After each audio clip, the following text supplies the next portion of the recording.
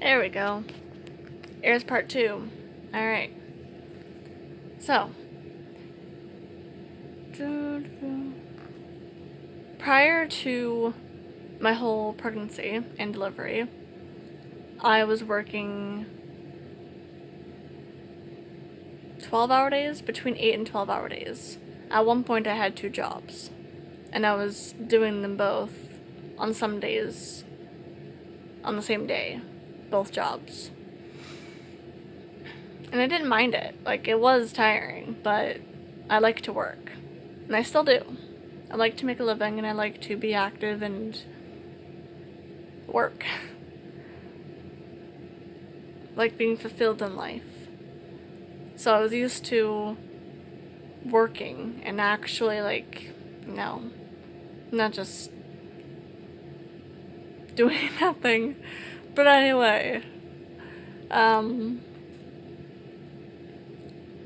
after I have my kid, I go back to work 3 months later, and this is a different job than when I left from my pregnancy. But that's a different story. I soon discover that I cannot stand on my feet for more than about 3 to 3.5 hours without the pain being unbearable to the point where I can't think about anything else than staying alert, because the pain is just there and making itself known. And yeah, there's not really anything to compare it to. Just if you've ever experienced an intense pain where you can't think of anything else other than that's essentially how bad it was. If I was on my feet for more than maximum 3.5 hours. And I didn't know this. I only discovered this after trying to work a full 5-hour shift. Not that that's full time, it's usually 8 hours, but my shifts that I was getting were starting out 5 hours.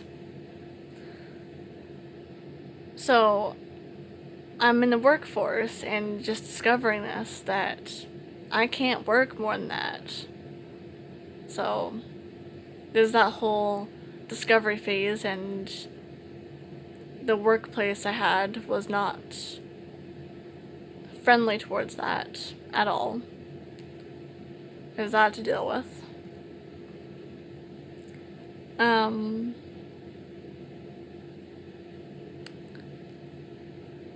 So I go back to my family doctor several times after I've had my kid, and it's all pain related because of the scoliosis, and because I'm no longer a child by this point. At this point, I'm 21,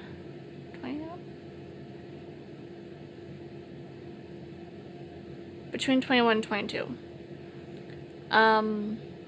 So yeah, no longer a child. So my surgeon, who was specialized in, at the time, scoliosis for adolescents, he won't see me because no longer a child. But I can't get referred to anyone who would see me as an adult, and that's further down the line. So I tell my doctor that, I'm experiencing pain and it's worse now that I've had a kid.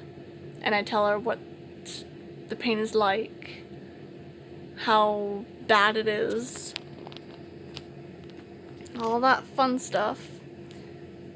And she says, "Oh, you shouldn't be in pain, you've had surgery. You can't make this stuff up." So she sends me for x-rays. I have them, They get sent back to her. She looks at them. And she's looking at them when I'm in her office the one time.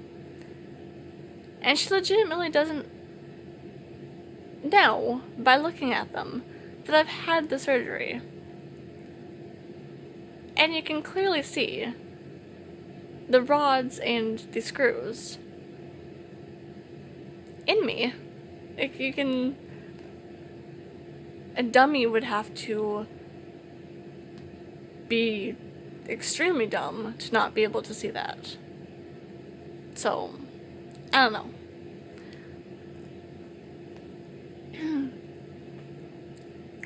So, the first medication that she gives me after I've asked her several times for something, she gives me naproxen, which I don't know if any of you know what that is, but it is a nerve pain medication, and it's very weak for the field of nerve pain. Yeah, when you get into all those gray areas of, like, the different kinds of pain, you know? The different subfields. It's like the Tylenol of nerve pain killers. So, not really sure why she'd start me off on something so weak when I told her how much pain I'm in, and she knows what it's caused by. I don't get it, but anyway, it doesn't do anything for me, and the side effects are just, I felt like shit when I was taking it. So I stopped taking it because I wasn't doing anything and I felt like crap. So I asked for a referral to a CBD doctor, specifically for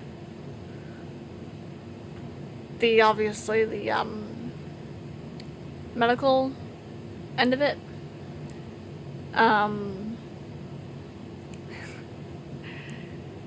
She refuses to refer me to anybody because I can just walk into a shop and, you know, they'll know their stuff. So I'm like, okay. And I do that. Only to find out they really don't know. They know certain strains and different brands and stuff, but geared towards my specific situation, my specific pain, my body's tolerance for it, what I would need for my weight and my age and all that. They don't know that. I mean, you can tell them the information, but they still don't know your specifics, which is supposed to come from your doctor, which is why you're supposed to have a referral that she wouldn't give me. So there's that.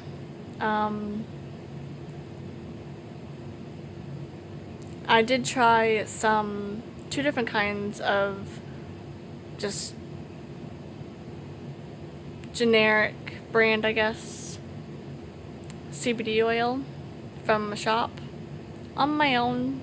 Had no expertise on it other than the people working there that said it's supposed to be good. But again, it did nothing. It took a little bit away, but I had to use a lot, and it made me very, very, very, very drowsy, mellow, whatever, which it's CBD, so I just don't like feeling that way. That's not me. I'm very energetic and